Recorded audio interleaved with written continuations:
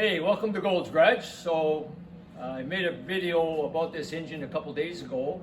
It's a 427 engine that I have for sale. So I said we're going to dyno it, and here we are today at Watters Dyno in Springfield, Ontario. And Darryl Watters is our dyno guy, and he's in charge, and he's dynoed many engines for me. And Tom Winker, my good friend and buddy, we work on engines together all the time, is also here helping me out today. So what we're going to do today is different than in the past. We're going to take you through the procedure that Darryl uses to get us set up, to make a pull on the dyno, do the setup on the computer and all that stuff, so people can have a better understanding how the process works. So Darryl's got some things he has to do to make sure his dyno readings and results are accurate, and so he's going to take you through that now. So I'm going to turn it over to Darryl. Okay. When we first come up, we bring out here, we fuel up the fuel cell. Comes back here. And every fuel that we get, every engine takes different fuel, whether it be pump gas, 87 up to 94, race fuel. And there's two fuel turbines in the dyno. It measures the fluid flow, but it doesn't know what the specific density of or specific gravity of the fuel is. It's basically the thickness. So you need to measure that. So I take a sample of fuel out of the fuel cell. I got a little graduated cylinder here that's marked.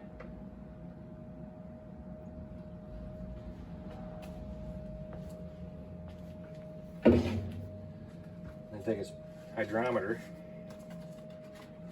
and it measures the specific gravity of the fuel. You just float it in there where it bobs out, and then just count down the increments, and it's 0.730 is the specific gravity of this fuel. So then I go in and enter that into this computer in the dyno cell, and then the computer will know how much fuel or what kind of fuel is going through. So we'll be in the calibration section and double click on that. 0.73 done. So now the computer's programmed for the specific gravity of the fuel, and then we need to know the bore of the engine. I believe it was 4.280. 3.76. 3.76 for the stroke.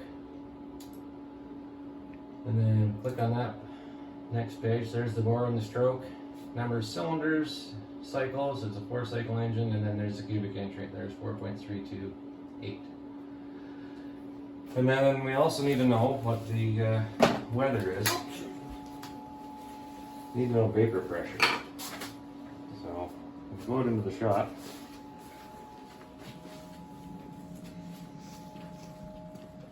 This measures the temperature of the air dry and the temperature of the air wet. So the dry temperature is 66 degrees Fahrenheit. And the wet temperature is 51. Then I got a chart in here that I use. And you just go up, it's got two charts down this way and another one up that way. And we go up to where the lines meet, draw across over to vapor pressure, and it comes out to 0.2. The last dyno session was at 0.2, so we'll just leave it there. Click on vapor pressure here, type in 0.2, and then we just double check all our settings. Everything looks good, so we're ready to go. We'll go back to the main screen. Back at Darryl Watters Dyno, Darryl's at the desk, and he's got us all set up with the specific gravity of the fuel and barometric pressure and all that stuff. We've entered all the data into the computer, and we're going to make the first pull on this engine. It's a 427 Chevrolet big block engine that I've talked about in previous videos, and I'll describe it later.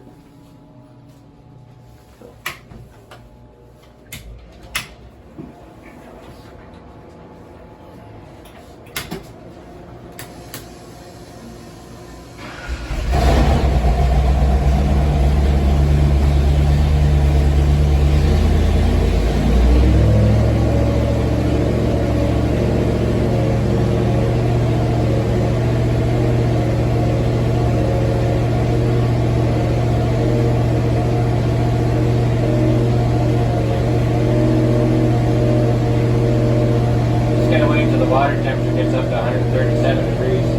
We'll try and do that every time. That way we get take any factors out of the dyno lines.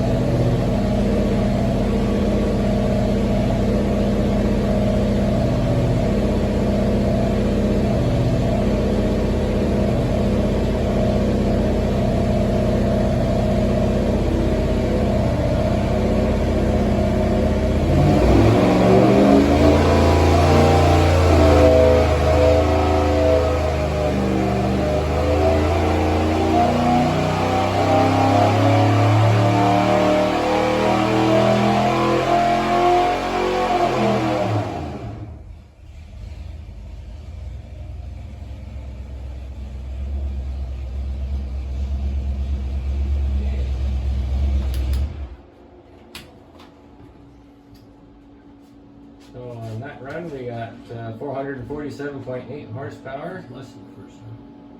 and 477.4 foot-pounds of torque.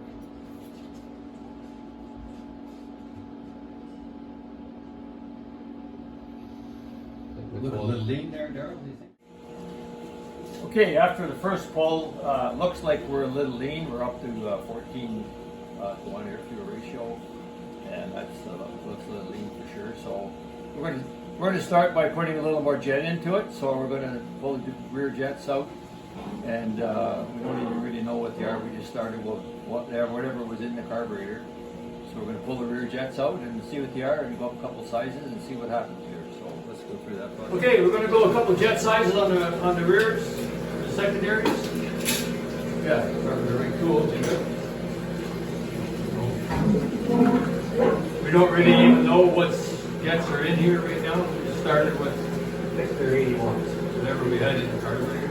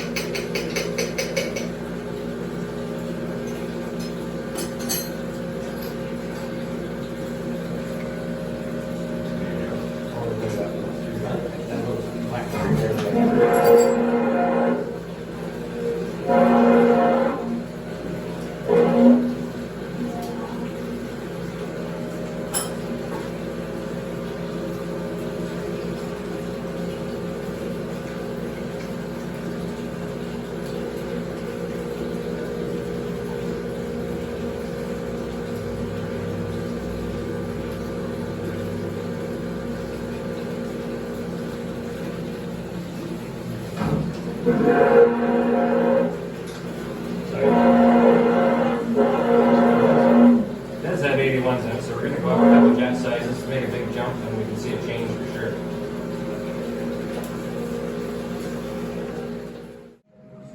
Okay, what we're doing here, we mentioned already, Darryl made the first pull. We are leaner on the back than the front. We're using less fuel on the back than the front barrels. So we're going jet sizes in the rear barrels, rear side of the carburetor only this time. And we'll see how that balances out. The dyno's got two fuel feeds out of it, fuel A and fuel B. I set fuel A to the front of the carburetor and fuel B to the back, and it separates the carburetor like it's two barrels. That way when we're dynoing, we can see which side's using more fuel, and that's why we don't want to enrich the secondary stuff. 83 there. And 81's in it, so we're going to go up to 83s. See if we can get some more fuel in here and make the engine happier.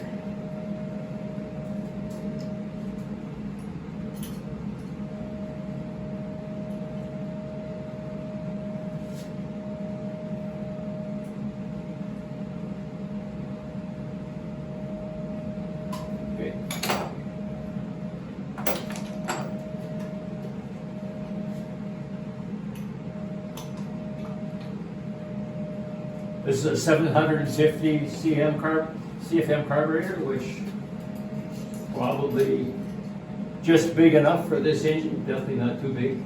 The GM version of their 427 comes with an 800 CFM carburetor, so if anything, we're on the small side. But so far, the numbers look like it's adequate for what the engine's taken as far as CFM goes. The last run that we did, it pulled 653 CFM. So it's not even using the whole carburetor. So we're very close, but if we go up in RPM, the CFM rating will go up as well. So I think the 750 is going to be a perfect size for this particular setup.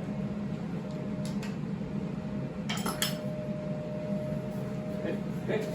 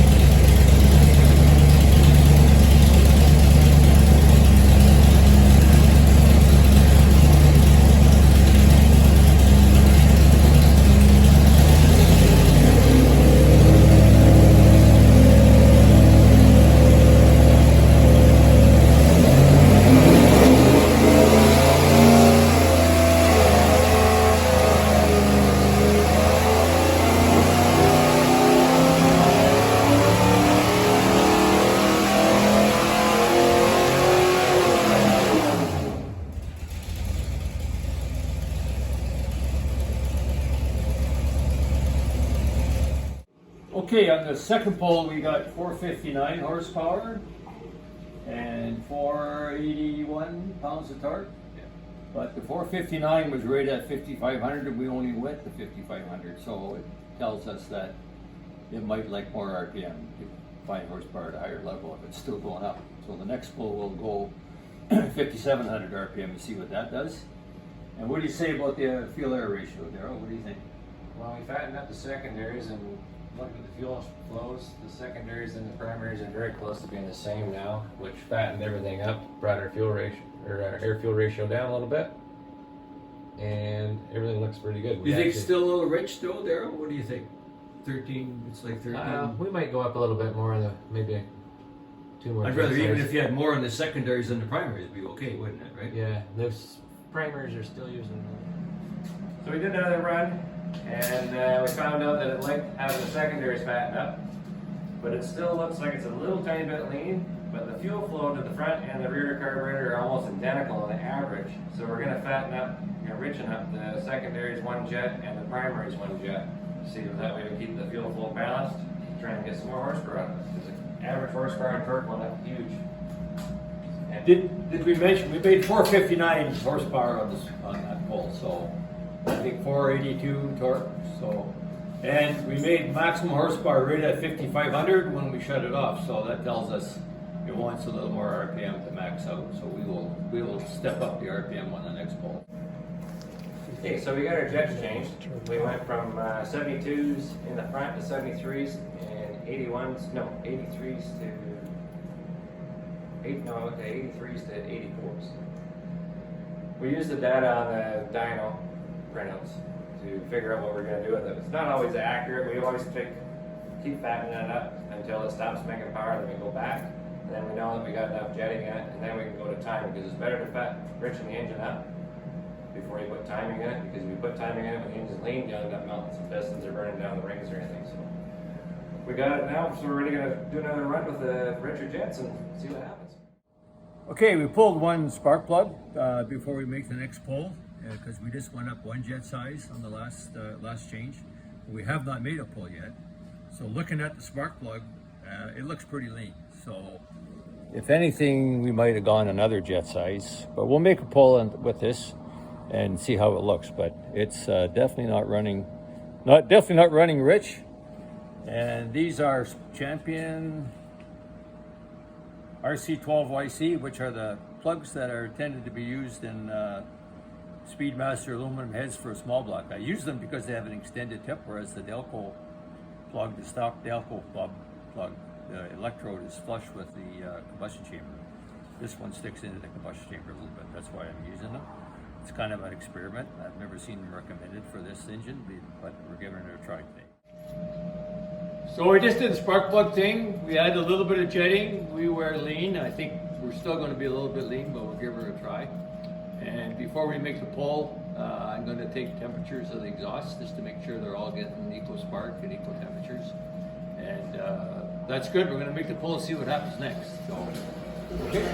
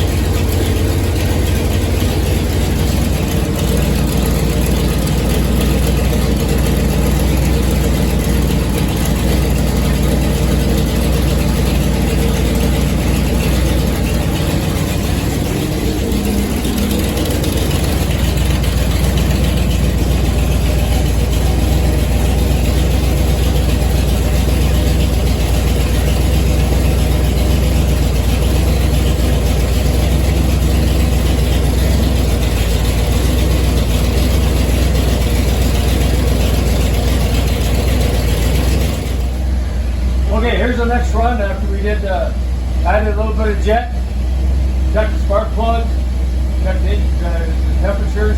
We were low because the engine was just warming up a little bit, but they're pretty consistent. And we're going to make another pull, see what happens. How high are you going, Darryl? 700. 700.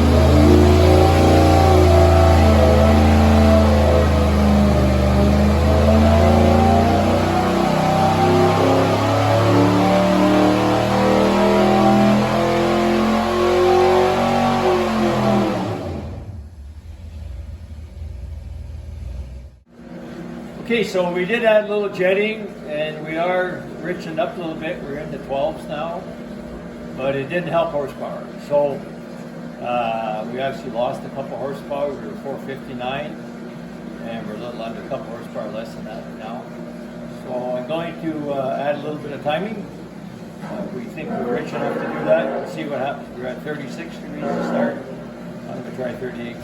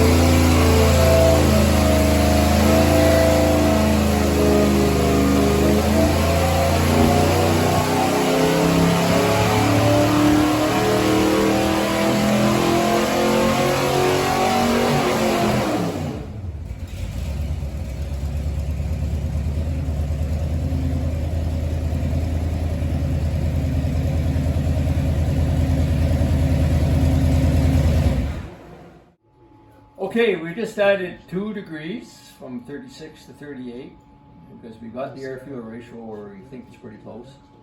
And we got a nice gain. We're up to 470 horsepower and 496 foot-pounds of torque. 496 foot-pounds of torque. Be nice to get 500, so we're going to keep playing around with. We'll try a little more timing next and see what happens. So, pretty happy with that change. A little surprised that it makes more power at 38, but that's the way it goes, and we'll see what happens with the next change.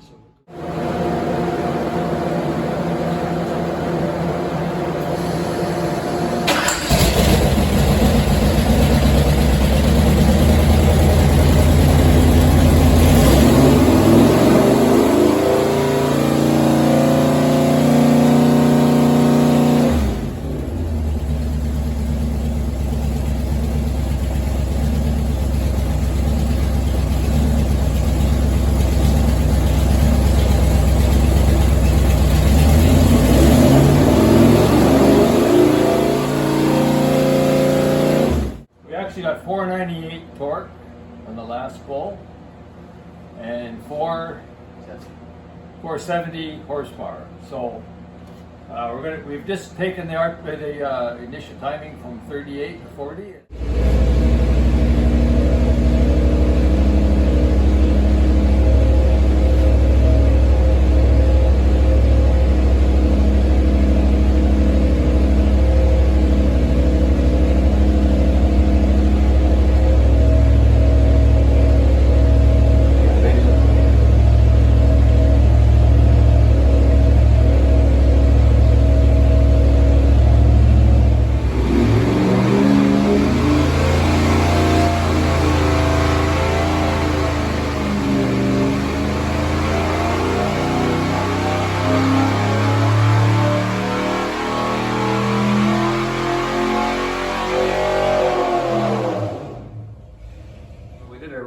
Went from 38 degrees to 40 degrees timing, and we lost a little bit of peak torque, which not a big deal. Before we were 496.3 torque, and at 38 degrees we were 497.8 peak torque, and at 40 we were 496.3. The peak horsepower at 38 degrees was 469.6, and at 40 it was 473.7. We're not too concerned about peak numbers. Peak numbers are more or less for bragging rights. If you look down here, this is the average torque, average horsepower, and over here, so average torque at 38 was 477.5, average torque at 40 was 479.8. Average horsepower is 395.5. At 40 degrees, it was 397.1. Peak numbers are not gonna. Those are basically just for bragging rights. You tell everybody that, oh, I might need this much horsepower, this much torque.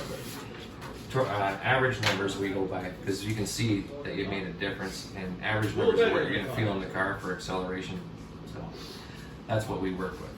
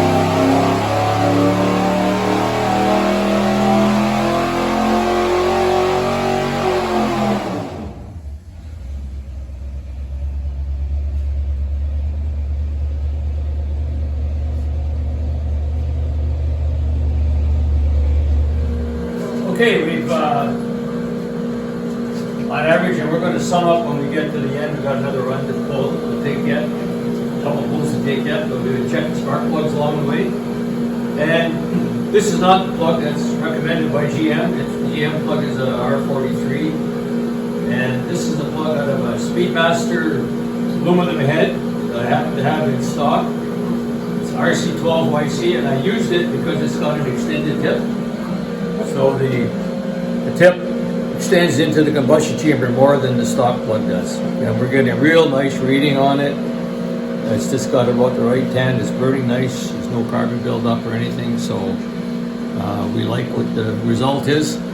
I was going to try the Delco plugs in it. I brought them with me, but I don't think we'll bother. We're pretty happy with the reading we're getting with this one. So we're going to put it back in and make a couple more pulls, and we'll sum up when we get to the end with all the data and information that we gathered by making all these pulls.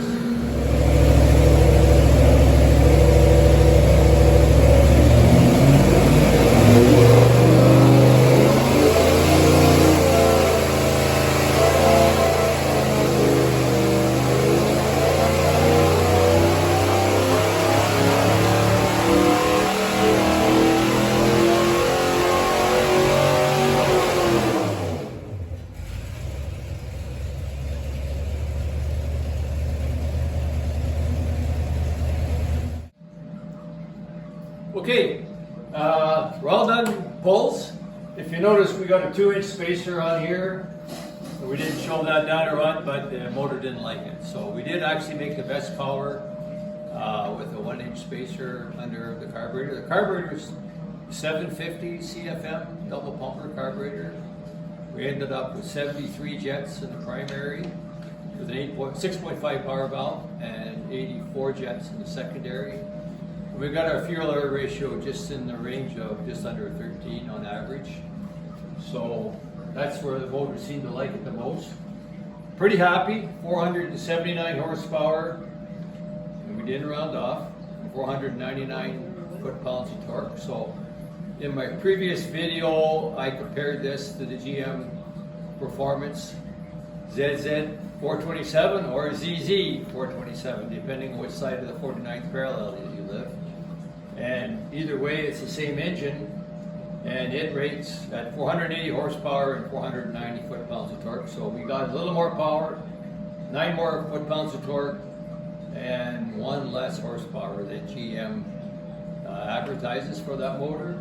And to note, we're using a mechanical water pump. Most of those tests, I think, are done with electric water pump, which is worth a few horsepower.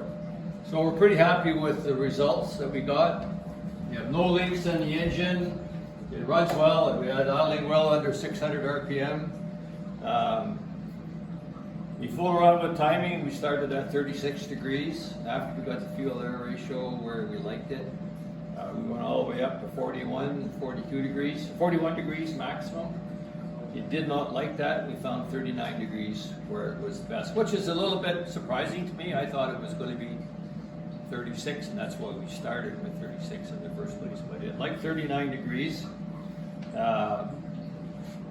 Overall, pretty happy. The camshaft I mentioned in the previous video is a XR276HR, Extreme Energy 276HR, so that's 224 on the intake at 50 and 230 on the exhaust. So it's a nice street cam. I've used it before. Once again, the ZZ or ZZ 427 is a little bit bigger cam, and so it has one more horsepower but less torque. So we made more torque.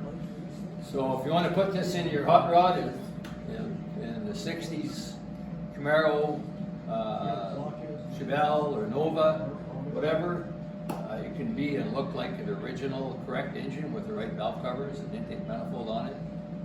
It is for sale. I can customize it to whatever way you want to do it. It's painted orange. It's the right color, so it'll fit right in. And it's basically ready to go. I mentioned the cam already. The rotating assembly I mentioned in the previous video is really more than the rest of the engine. It's a forged crank, 4-bolt main, high-performance block, Manley rods, ARP rod bolts, Wiseco forged pistons with 1/16 ring package, file fit rings. So if somebody wants to put a bigger cam in this thing and spin it to 7,000 RPM. We peaked at 5,400 RPM. Somebody wants to spin it to 7,000 RPM, it's happy to go there, it won't be a problem. So if anybody's interested, we'll have the contact information on the video, and you can contact me and we can talk about it. And that's, well, I want to thank Darryl Watters, Dyno Service in Springfield, Ontario, for guiding us through this. He's not just a dyno operator, he's got tons of experience. He's done hundreds of engines and helped us to find, we started off with actually less than 450 horsepower first of all. So we actually gained a lot by our changes, and he helped us get through that. And so that all went well. Okay, we're going to close off now. That's the end of the video. Thanks my producer Mike Kimball for doing all this and splicing all this together. Normally I don't make long how-to videos, but we thought the dyno experience might be beneficial and helpful to somebody. I often, if you watch my videos, I very seldom even mention it. But yeah, I'd like it if you subscribe as well. Like, subscribe, notification, do all that stuff. It definitely does help.